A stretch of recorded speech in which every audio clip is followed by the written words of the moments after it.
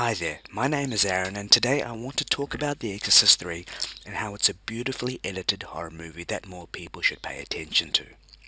Now, that's not to say that there aren't many valid ways to edit supernatural horror sequences, but this film in particular inspired the way I'm developing my current film Amanda's Bracelet. There are spoilers in this video, so if you haven't seen the film, I suggest you do so before continuing on. As a quick primer, The Exorcist III is a direct sequel to the original Exorcist film. William Peter Blatty, writer of the novel and screenplay of The Exorcist, absolutely hated The Exorcist II, and if you saw it for yourself, you would understand. So Blatty set out to work writing what he felt would be a solid continuation to the first story. And one of the first things he realized was that he simply could not repeat what worked magnificently in the first film. And he says this: "Where it really differs from The Exorcist is the way in which it is made. This is my idea of terror. This is what frightens me. Creaks and shadows, not turning heads and all the rest, which have their place, but not in this film." He's essentially saying the gross-out shock value of the original is completely subverted for a more subdued horror. Now, in terms of story, Blatty doesn't go for the whole supreme good versus absolute evil angle. This really isn't a God versus the devil story. Rather, it's a discussion on the nature of evil and its place in the world. We have cancer and mongoloid babies and murderers. Bill, it all works out right. When? At the end of time. That soon? No, we're gonna be there.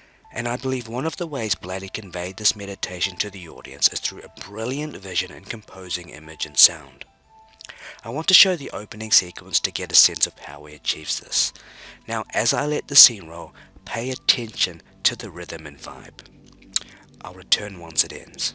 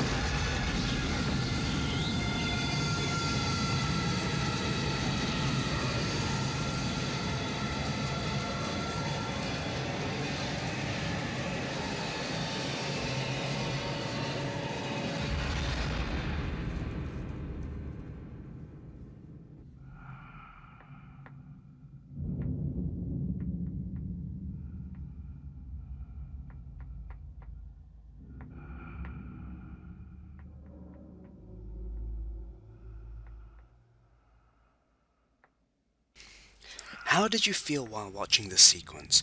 What kind of mood does it elicit? I mean, it's rather unnerving, right?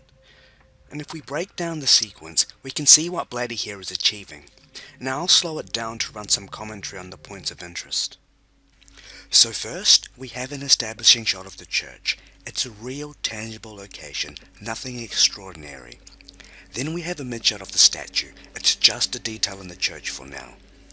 And then there's a rose and a Roman collar. Now, for those of you who don't know what a rose symbolizes in Christianity, it symbolizes martyrdom, bloodshed, Christ's passion, etc. And when we come back to it, we can see the blood dripping from the collar rim, and that's a bit of foreshadowing, which is our first touch of the abnormal. So we can sense that something dangerous is afoot, and it's quite close. Remember the mid-shot of that statue? Now look at how the lighting and close-up framing give these statues emotion. And the emotion that we're imprinting on their faces is that of concern, because that's what we're being conditioned to think from this sequence. This is all subconscious, mind you, so you're not actively thinking these things. Here's our first dose of surreality as Christ's eyes open up. So we know this isn't just a gust of wind with paper being thrown all over the place, but this is sacrilege and desecration, a conflict between the inner peace of the church and the outer violence that is molesting it. Now I really like this upcoming shot. It's the lingering look shot from 1,000 movies, which allows you to gaze into the soul of a character. But this is just a statue, so it finally puts your mind in a state of dream logic beyond the literalism of many horror films, including the original Exorcist, and gives the movie a bigger canvas on which to paint. Let's take a look at another scene. This one's at the Jesuit College. I've actually edited this scene so we can get through it faster, but you can always view the original sequence in the film, which has a slower and more measured rhythm. Notice how Blatty is building up the elements. The ticking clock, the rustling paper, the dead silence, they all suggest something that is greater than the sum of its parts. They all converge to suggest something more sinister, or so our mind deduces, before our thoughts are vindicated when the holy statue is replaced by a sinister looking statue.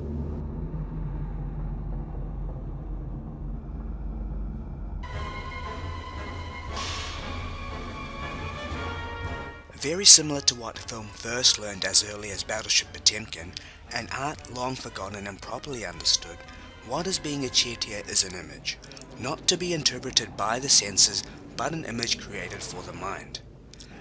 This allows the mise-en-scene in each individual shot to be composed for maximum surreality that the horror genre usually asks for, and frees it from the spatial awareness that usually comes with visual austerity.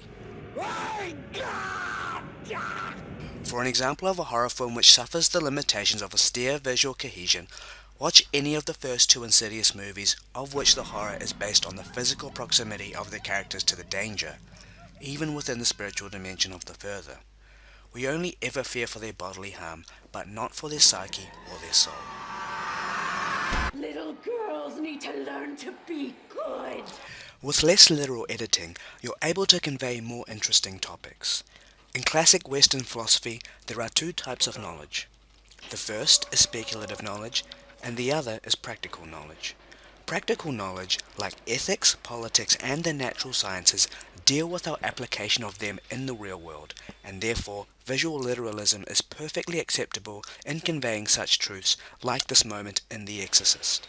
However, in order to convey speculative knowledge, such as metaphysics, ontology, and epistemology, a figurative approach is the most effective, as the knowledge isn't reliant on our senses, but are formed in our mind through analogies.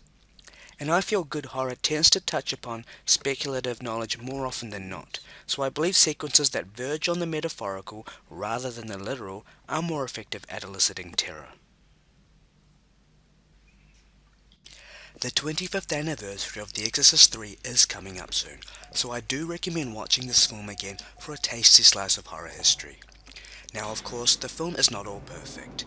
You have the silly scene with Fabio and Samuel L. Jackson amongst other things, and you can read about the studio interference the film obviously suffers from by reading Mark Kermode's Fangoria article in the link supplied in the description box. Nevertheless, when you watch the film, do pay attention to how the scenes are edited, especially this very famous scene that I'm playing now, and how these scenes come together to give The Exorcist III some merit of distinction. And let's hope more horror filmmakers take note in the future.